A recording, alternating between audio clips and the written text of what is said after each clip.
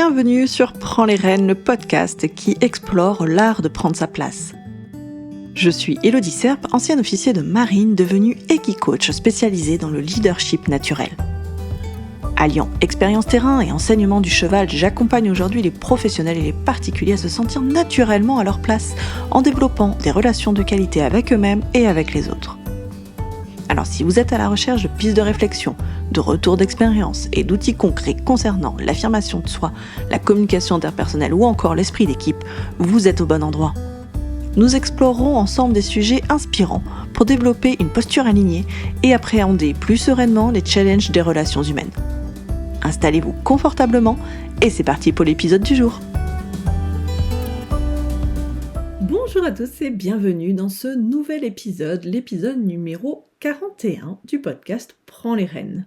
Je suis très heureuse de vous retrouver aujourd'hui pour cet épisode-là sur la thématique toujours de la prise de décision, puisqu'on déroule le process, et on arrive ici sur une partie qui me tient vraiment à cœur, parce que c'est une partie que j'aime, que j'apprécie, sur laquelle j'adore bosser, et où je pense franchement que je suis en plus douée. C'est pas pour manquer de modestie ou avoir les chevilles qui gonflent, c'est que c'est aussi important, je suis contente de commencer cet épisode avec cette idée-là, c'est important de reconnaître là où on est bon, là où on sait faire les choses, là où on a vraiment une plus-value à apporter et qu'on peut mettre vraiment nos compétences peut-être au service des autres, au service de notre entreprise, etc., ou de notre quotidien. Parce que par exemple dans la prise de décision, pour ma part, la partie vraiment du choix, elle est compliquée chez moi. Je sais que c'est pas là où j'excelle, je vais normalement savoir choisir justement en faisant cette réflexion, tout ce qu'on a vu sur les épisodes précédents, sur cette réflexion, sur peser les patates, etc. Mais je sais que j'ai une tendance à traîner sur la prise de décision, sur le choix vraiment de la solution, puisque peur de me tromper, des fois je redoute des choses, j'ai les peurs qui viennent s'en mêler. Tout ce qu'on a évoqué ensemble, en fait, sur ces précédents épisodes. Mais par contre, une fois que la décision est prise, alors là, je m'éclate parce que je rentre vraiment dans l'élaboration du plan d'action. Et ça, en fait, ça a été aussi mon métier pendant des années.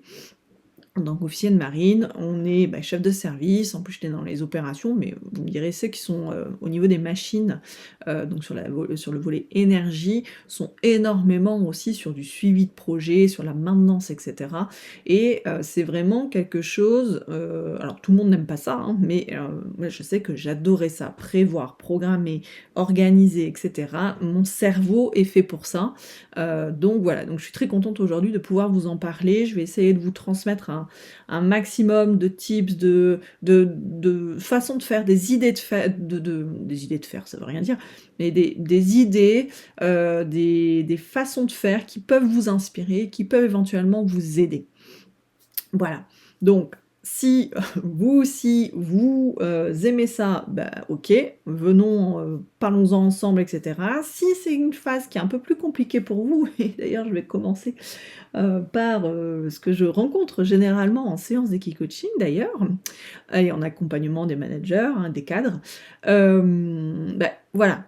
si c'est compliqué pour vous, si c'est une thématique qui vous chagrine, qui vous titille, qui vous dérange, qui vous fait chier, vous êtes peut-être au bon endroit pour justement avancer sur cette thématique et alors peut-être pas aimer absolument élaborer et conduire un plan d'action, mais peut-être essayer de vous soulager là-dessus. En tout cas je vais essayer de le faire avec ma bonne humeur du jour et en vous transmettant au maximum mon envie et mon plaisir de le faire. Alors, élaborer le plan d'action.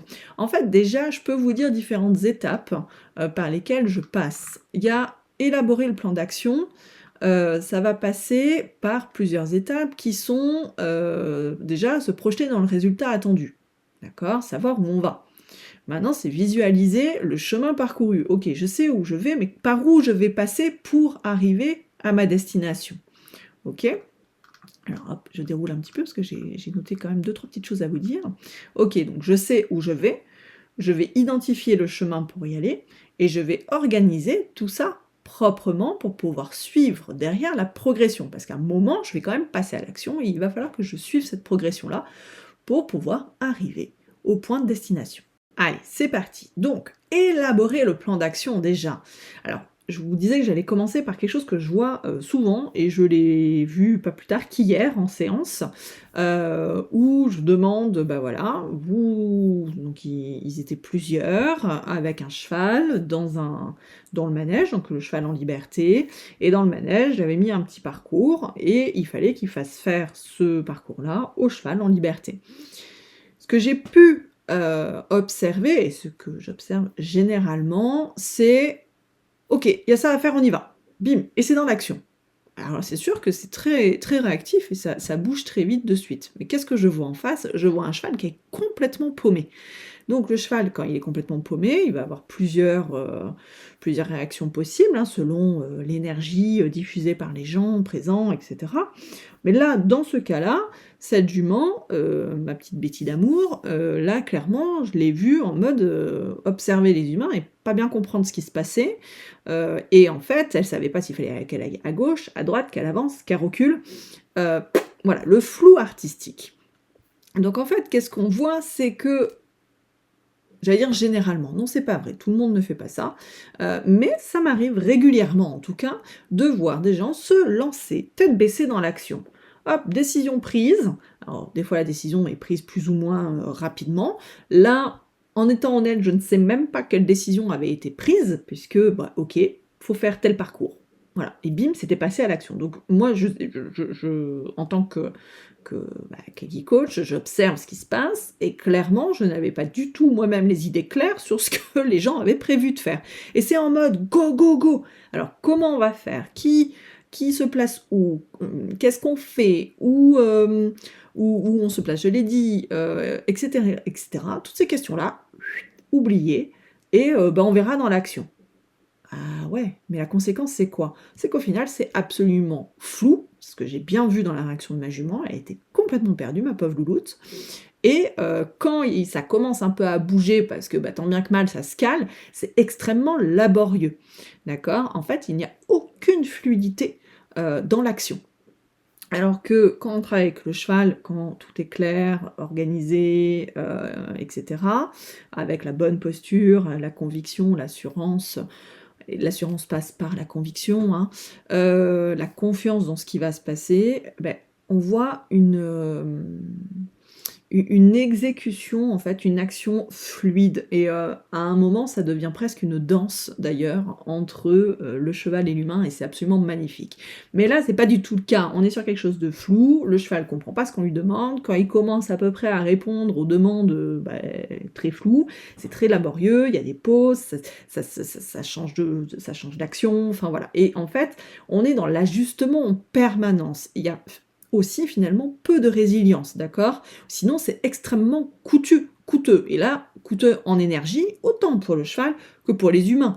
Au bout de 5 minutes, tout le monde était rincé, et en plus frustré parce que là pour le coup ça n'avait pas fonctionné, ou quand ça fonctionne, en fait on voit pas que ça a bien fonctionné ou pas, et généralement ça n'a pas très bien fonctionné, ça a été laborieux encore une fois. Et puis dans la vie de tous les jours, que ce soit voilà, au quotidien, professionnellement parlant, ou quotidiennement parlant, ce type de réaction peut aussi avoir des conséquences, ne serait-ce que financières, puisque on va être au coup par coup, on n'aura pas prévu éventuellement les différents coûts, et puis on va faire quelque chose, puis finalement non c'est pas ça, mince il faut réajuster, donc on a engagé du temps, de l'énergie, de l'argent, il va falloir peut-être encore réengager tout ça. Donc tout ça pour dire que c'est finalement un flou artistique, le cheval il est complètement flou dans ces situations-là, c'est limite un carnage, il est en tension, aucune continuité. Bon, ok. Donc pour éviter ça, déjà, on évite de se lancer tête baissée dans l'action. Sans réflexion, sans projection, etc. Donc justement, ça on l'a déjà vu dans l'épisode 39, faut se projeter, il est quand même conseillé de se projeter dans le résultat attendu, l'objectif que l'on souhaite atteindre, eh bien, on se projette, on peut l'imaginer réaliser, hein, on s'imagine, ok, ça y est, j'ai atteint cet objectif-là. Ça sous-entend, bien sûr, que l'objectif à atteindre a bien été identifié, défini et clair. Donc ça, voilà, là, je vous renvoie à l'épisode 39, dont le titre est « Neutre, posé, complète, l'analyse qui mène à la bonne décision ». Tout ça sous-entend également que l'on a choisi une solution pour atteindre cet objectif, d'accord? Une solution plutôt globale pour atteindre cet objectif-là. Je vous donne un exemple, histoire de vous montrer un peu le truc, c'est, ok, je dois me rendre à Rome. Bon, c'est pas le cas, mais j'aimerais beaucoup. C'est une ville que j'aime beaucoup. Alors après, je préfère Florence, mais j'aime beaucoup Rome aussi. Bon, je sais pas pourquoi, ça m'est venu, ok, je dois me rendre à Rome. Ok, j'ai le choix, je vois ma destination, je sais l'objectif à atteindre, c'est me rendre à Rome. Je pourrais aller beaucoup plus loin, ou je peux vous dire, il faut que je me rende, puis je vais y arriver, à Rome, 48 heures, etc. Là, je vais faire un exemple très global, c'est juste pour que vous ayez un peu l'idée. Donc, je dois me rendre à Rome, j'ai plusieurs solutions, donc je sais l'objectif, aller à Rome. Ok, j'ai plusieurs solutions qui s'offrent à moi, j'ai une option avion, une option train, une option voiture. Ok, j'étudie globalement chaque option, je pèse mes patates, et finalement je choisis d'y aller en voiture. Alors pour ceux qui ne le savent pas, je vis à la pointe Bretagne, donc alors pas Brest, plus Brest aujourd'hui, je suis à Quimper, bon ça va faire quelques heures de route, mais voilà, je choisis cette option-là, pourquoi? Bah parce que je vais m'appuyer sur mes valeurs, voilà, par exemple la valeur écologie, mais là vous me dites, bah ouais, mais si c'est vraiment ça, ça pourrait être le train, bah oui, mais j'ai pas que ça dans ma besace quand même, hein, qui va me permettre de peser les patates, j'ai aussi mes besoins et mes envies, question d'autonomie, je peux prendre le temps. Et puis, il peut y avoir toutes les contraintes, par exemple les contraintes financières. Hein. Le train, c'est sûr que quand j'étais militaire, c'était une très bonne option. Aujourd'hui, c'est plus la même chose. Ok? Donc voilà, j'en rigole, mais c'est pour vous dire que dans le choix de la solution, il y a plein de choses qui rentrent en jeu. D'accord? Donc, on se projette dans l'objectif, dans le résultat que l'on souhaite atteindre et qu'on veut atteindre. Donc, ce qui sous-entend l'objectif est défini et que la solution globale pour y aller, pour atteindre cet objectif, est choisie. Ok, ça, première étape. Et donc, épisode 39 et épisode 40. Dans l'épisode 40, le titre, c'est « Faire un choix, le défi de la prise de décision ». Voilà, je l'ai bien expliqué. Voilà, si vous voulez approfondir ça, allez-y, je vous conseille d'aller les écouter. Si vous préférez la version, si vous écoutez le podcast, c'est que vous préférez peut-être la version podcast. Si vous voulez une trace écrite, etc., n'hésitez surtout pas, il y a la version blog aussi sur mon site internet. Ça peut vous aider à récupérer et vous appuyer sur quelque chose d'écrit si vous en avez besoin. Donc, ok, je me projette dans le résultat. Après, je me retourne, c'est très visuel chez moi, je me retourne et j'observe le chemin parcouru pour arriver à ce résultat-là. Ok? Donc, dans le même épisode, l'épisode 40, j'évoque cette projection et cette visualisation, et ça, c'est pour justement définir les étapes sur le chemin de cette solution. Je reprends par exemple l'exemple pour... je me suis répétée là. Je reprends l'exemple où je veux aller à Rome, d'accord? J'ai besoin d'aller à Rome, ok, je choisis la voiture. La question que je vais me poser, c'est, ok, que dois-je mettre en place, que dois-je faire pour effectuer ce voyage en voiture, d'accord? Donc je peux m'imaginer à Rome et imaginer tout ce que j'ai vécu pour pouvoir arriver à Rome en voiture. Ça, c'est une option, vous pouvez très bien vous situer dans la situation présente et imaginer tout ce que vous allez mettre en place pour arriver à l'objectif. Ça marche aussi, dans un sens ou dans l'autre, ça marche. C'est juste d'imaginer, ok, qu'est-ce que je dois mettre en place, qu'est-ce que je dois faire pour effectuer ce voyage. Donc là, l'idée, c'est... Pardon, j'ai shooté dans le micro. L'idée, c'est de lister les étapes. Grossièrement d'abord, puis de plus en plus finement. Alors, spoiler alert, alors moi et mon anglais, ça fait 15, mais j'aime beaucoup cette expression-là. Et d'ailleurs, je vois mon papier, là, mon script, mais je vais en profiter pour dire une autre chose. Lister les étapes grossièrement d'abord, puis de plus en plus finement. Si vous êtes comme moi et vous êtes touché par le perfectionnisme aigu, c'est une étape qui peut être un peu compliquée. Et pourtant, j'adore faire ça, donc Je veux dire, c'est largement, supportable et faisable, mais c'est-à-dire qu'on a un peu de mal à se dire: «OK, je fais grossièrement les choses». Pour des perfectionnistes, c'est compliqué, on va vouloir rentrer très vite dans une étape et la détailler au possible. Aller, vraiment au bout des choses et cetera. Alors que, on va se perdre, en fait, on va énormément détailler une étape et en fait, on va se rendre compte: «Ah bah mince, j'ai une autre étape qui doit être finalement avant, après» et cetera. Donc ce qui peut être pas mal, c'est de faire une cartographie grossière des différentes étapes, puis petit à petit, rentrer plus finement. Donc deuxième spoiler alert, ouais, je bug sur le mot en français, c'est quand même dingue ça, n'importe quoi. Je l'ai vu aussi il y a peu, j'ai évoqué le fait de rentrer directement dans l'action sans même prendre le temps de se poser la question de qu'est-ce qu'on va mettre en place pour arriver à l'objectif. J'ai pu voir aussi que, OK, finalement je me jette pas à l'aveugle dans l'action, mais il va falloir que je réfléchisse. OK et donc je commence, cette réflexion-là et là pareil, ils sont plusieurs et alors là, c'est, le vide interstellaire. Je vois dans les yeux de mes clients, du vide. Et ça ne parle même pas entre eux parce qu'en gros ça il y a pas d'idée, je ne sais pas, voilà. Bah oui, ça peut arriver qu'on maîtrise pas le sujet quand même, enfin, ou qu'on maîtrise pas la technique, justement, enfin, sinon ça serait quand même beaucoup plus simple. On voit bien que là où on est moins challengé, c'est dans quelque chose soit peu émotionnel ou, une décision, hyper technique et qu'on maîtrise énormément cette technique. Mais, soyons réalistes, c'est pas quand même là tout le temps dans ce type de dans la prise de décision en général, d'accord? Et c'est là qu'il va falloir creuser, analyser, réfléchir. Qu'est-ce que je sais déjà faire? Qu'est-ce que j'ai pu observer? C'est à ce moment-là que la proactivité, mais que aussi l'imagination peut aider. On peut s'appuyer sur l'expérience des autres, sur nos propres expériences passées, même si c'est pas exactement la même situation. De toute façon, du jour au lendemain, ça sera jamais exactement la même situation. Donc ne restons pas les bras ballants à attendre que la lumière divine nous irradie, hein. Action, là, mais action dans la réflexion, pas action je vais faire, c'est action, j'actionne mon cerveau, j'actionne les connexions neuronales et j'y vais. L'inaction est aussi problématique que la surréaction. Donc, encore une fois, vous connaissez ma façon de penser et ce que je transmets. Si vous êtes là pour la première fois, je le rappelle, c'est vraiment trouver l'équilibre. Trouver l'équilibre, à mon sens, c'est vraiment une clé. Si vous devez retenir une seule chose de tout ce que je vous apporte à chaque fois, c'est cette notion d'équilibre. Les excès, que ce soit rien du tout ou tout, généralement vont poser souci. Trouver le bon équilibre et le bon équilibre pour vous n'est pas exactement le bon équilibre pour le voisin, d'accord? C'est pas exactement le même. Alors, je reprends mon exemple, d'accord? Avec, mais là les chevaux, hein, donc ils travaillent à 2 et puis, ils ont pas d'idée.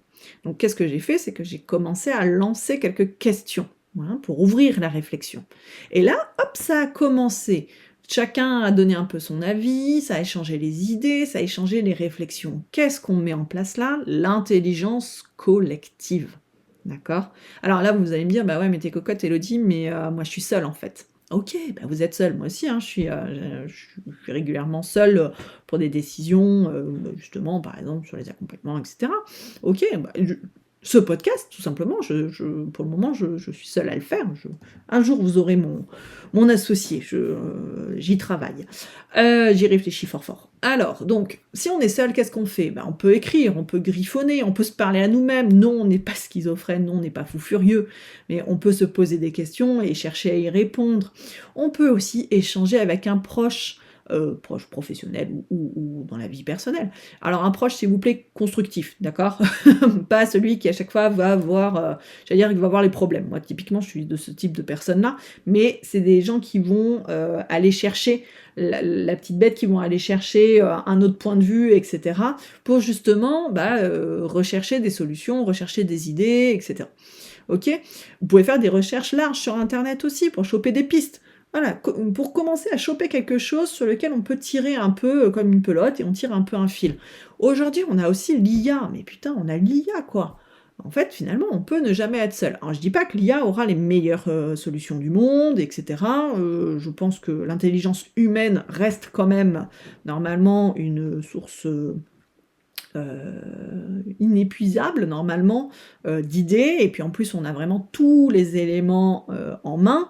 L'IA ne vit pas notre situation, ne ressent pas nos émotions, mais par contre, poser quelques questions à l'IA comme on le ferait peut-être à un proche, bah, ça permet pareil de venir donner des idées, des pistes de réflexion. On part de quelque chose. L'essentiel c'est de se lancer. En fait, souvent le plus compliqué à ce moment-là dans la réflexion, pour d'autres c'est ils se lancent dans l'action bim, bim, bim, bim, alors que pour d'autres, ça va être débuter cette réflexion va être compliqué. D'ailleurs, quand on se lance très vite dans l'action, peut-être ça peut cacher une peur de se poser et de réfléchir.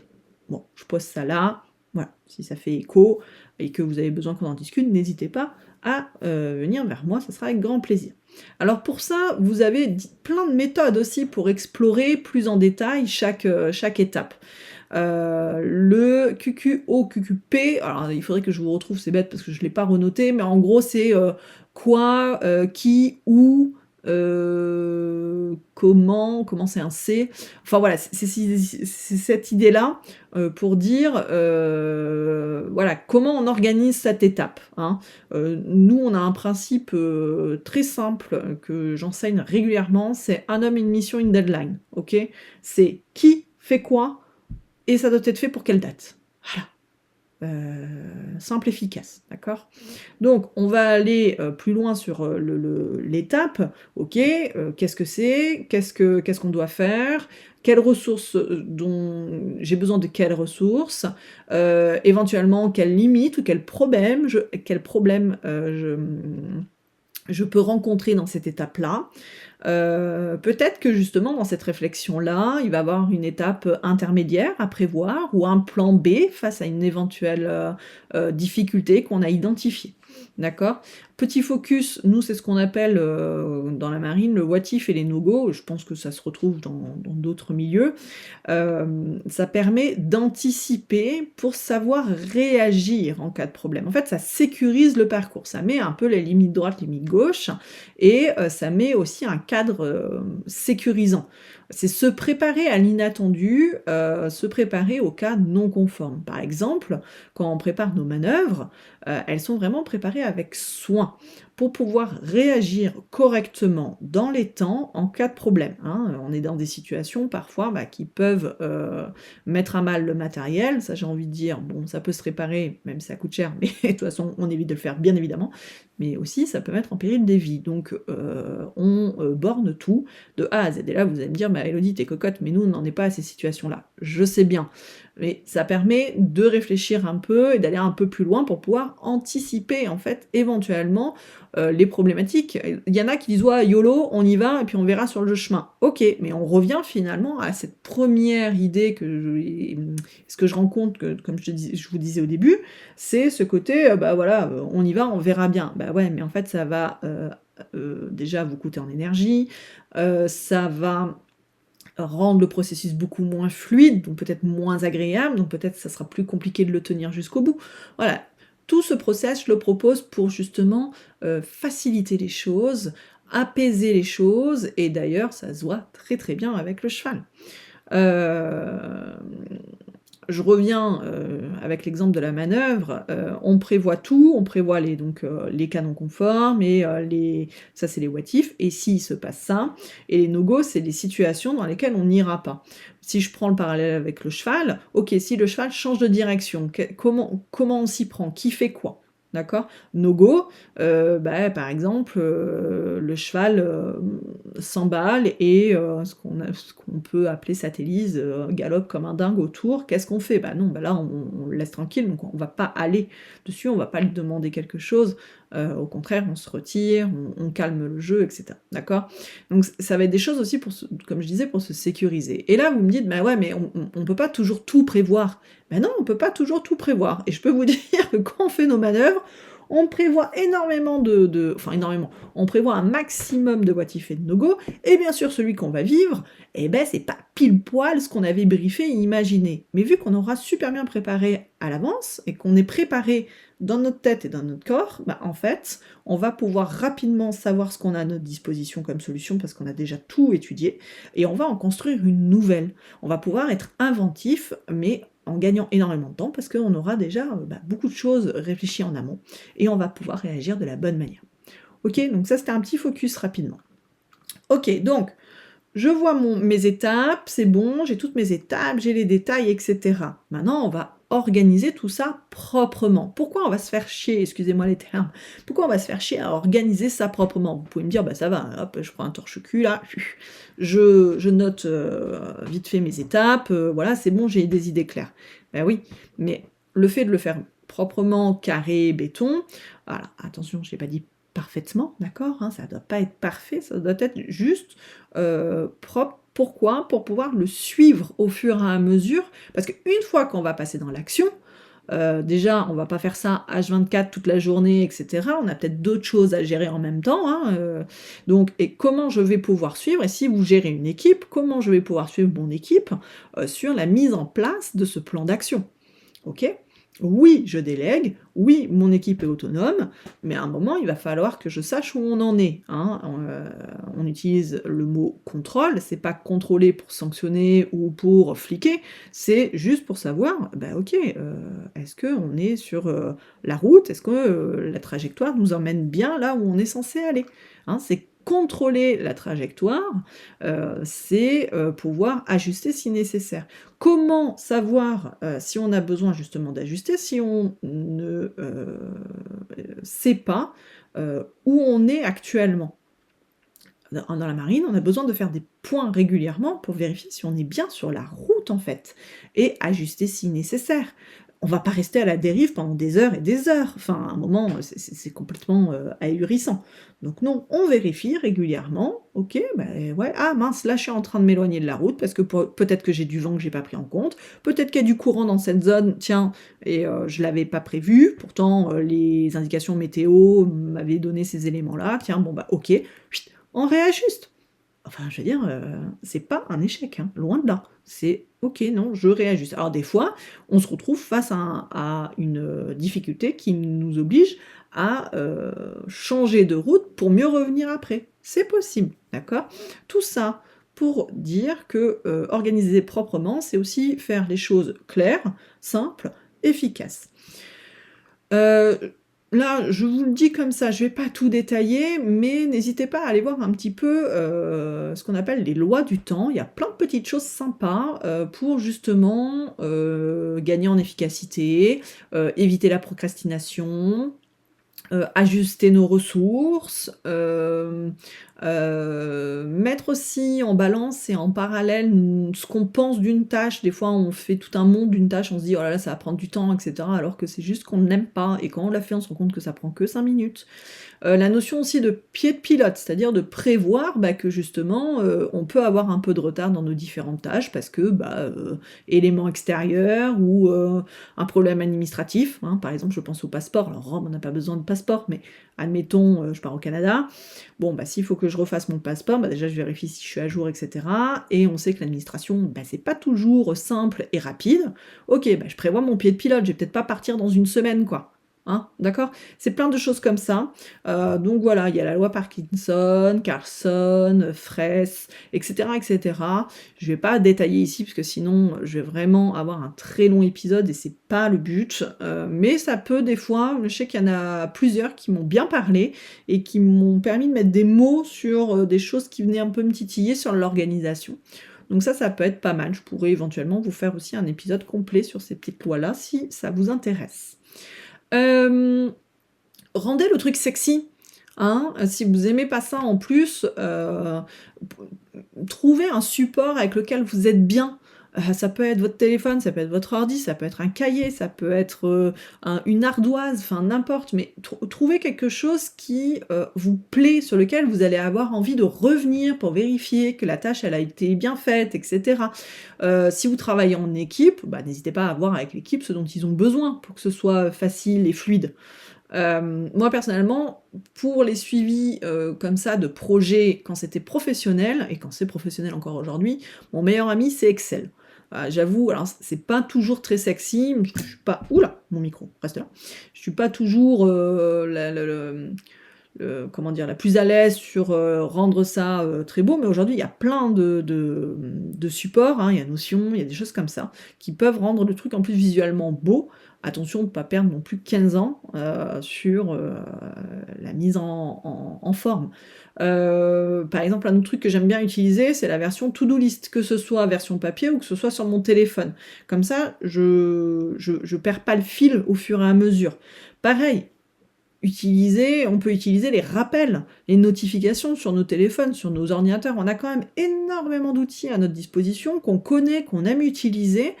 Eh ben, utilisez-les. Oula, c'était pas français. Je vais refaire ma phrase. Prenons le temps d'identifier ce qu'on aime utiliser et puis bah, go pour les utiliser, quoi. Voilà, ne pas oublier de rendre ça aussi un peu funky, un peu sympa, parce que ça va nous permettre derrière, de suivre les choses. Les notifications pour se rappeler, bah, le contrôle. Une notification pour se rappeler que, bah, OK, c'est aujourd'hui qu'il faut que je le fasse. Pareil, peut-être mettre en place un rituel, personnel ou, enfin personnel, je veux dire, pour nous-mêmes, qu'on soit pro ou perso à ce moment-là, ou collectif quand on travaille en équipe. Je sais pas, par exemple, bah tiens, tous les, vendredis, avant de fermer mon bureau, je me prends une demi-heure pour faire le point sur mes différents, projets. Donc là, en fait, on est complètement sur ce qu'on appelle le suivi de projet d'ailleurs, hein. Donc OK, je fais le point sur mes projets, j'ai mes différents tableurs Excel. OK, allez, j'ai tel projet, j'en suis où? OK, ah ouais, non, celle-là d'étape, tiens, elle est en rouge. Vous pouvez mettre un code couleur. Tiens, pourquoi c'est en rouge? On va pas s'auto-flageller pendant 15 ans, c'est de comprendre pourquoi on est en rouge. Pourquoi cette étape-là, elle avance pas? Ah oui, c'est vrai que j'attends le retour de mail d'un tel. Ah, mais j'ai mis, que le retour devait être lundi. OK, donc lundi, notification, on met à jour, clac, clac. Lundi, je vérifie que j'ai bien cette réponse par mail. Relance prévue mardi matin. Vous voyez? Et c'est plein de petites choses comme ça. Et le fait d'avoir tout à disposition, eh ben, on peut ajuster beaucoup plus facilement j'allais dire le PIM, enfin ajuster petit à petit pour aller vers cet objectif que l'on veut atteindre. Voilà. Je vais m'arrêter là pour aujourd'hui. J'espère que tous ces éléments-là aident un petit peu pour vous à vous caler, à comprendre, à trouver des petits tips par-ci, par-là, des choses auxquelles vous n'avez pas pensé, une étape que vous faites peut-être de façon inconsciente ou que vous ne faites pas, et qui peut vous aider voilà, dans l'élaboration de votre plan d'action, etc. N'oubliez toujours pas de vous ramener au pourquoi vous faites ça, hein, pour alimenter cette motivation au fur et à mesure du temps aussi. Et pour revenir sur l'exemple avec le cheval et ces personnes-là qui devaient se mettre d'accord, à partir du moment où elles ont mis en place cette méthode-là, ces étapes-là, clairement, à la fin, ce qui est super agréable, c'est de voir que ça se passe bien, que le cheval, il est dans l'adhésion, parce qu'on n'oublie pas bien sûr la communication et la relation, hein, que le cheval est dans l'adhésion, que le cheval a compris, c'est clair pour lui, et cette fluidité, en fait, qu'on peut avoir. Et ok, il se présente des cas un peu non conformes, soit qu'on avait prévu, soit qu'ils n'avaient pas prévu dans la mise en action. Et en fait, ils ont réussi à communiquer de façon très claire, très efficace au fur et à mesure de l'action. Clac, clac, ça s'est recalé et c'est arrivé à l'objectif et c'était beau à voir. Et vous savez quoi? Derrière, quand on débrief, c'est la satisfaction. La satisfaction qu'ont les gens à ce moment-là de se dire putain, ouais, ça s'est bien passé. Pourquoi ça s'est bien passé? Ah ouais, mais parce qu'en fait, on a pris le temps de caler les choses, d'échanger, d'élaborer ensemble, de valider, et bim, après, c'était beaucoup plus fluide. Voilà, donc c'était très très beau à voir, et c'est à chaque fois ce type de séance-là, moi j'adore. C'est hyper satisfaisant. Moi, je vois mon cheval en plus à ce moment-là, où ça se passe très bien pour lui, il est détendu, il y a beaucoup moins de tension. C'est aussi globalement calme, et voilà. Donc, j'avais envie de vous partager ça. Je ne sais pas si vous l'entendez dans ma voix, c'est vraiment quelque chose qui me plaît, qui me fait vibrer. Et si vous aussi, vous voulez tester ça, soit travailler plus en détail la prise de décision, on peut très bien le voir ensemble, avec ou sans le cheval. Si vous voulez justement approfondir cette relation avec le cheval, enfin cette relation à la prise de décision, mais voilà, c'est vraiment la fibre cheval qui vous intéresse, qui vous interpelle, on peut en discuter ensemble. Pour ceux qui sont en mode dernière minute, là pour Noël, il y a encore les cartes cadeaux qui sont disponibles. N'hésitez pas, vous pouvez m'envoyer un petit message, voir les liens sur mes réseaux ou sur... je ne l'ai pas mis sur le site internet, sur les articles de blog, vous avez les... mais je l'ai pas mis sur le site, tiens.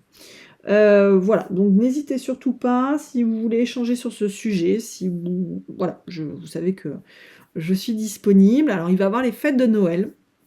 Je vais faire une pause sur le podcast juste sur ces 15 jours de Noël et je reprendrai à la rentrée. Voilà, donc ne soyez pas étonnés qu'il y a un petit temps d'attente entre celui-ci d'épisode et le prochain. Voilà.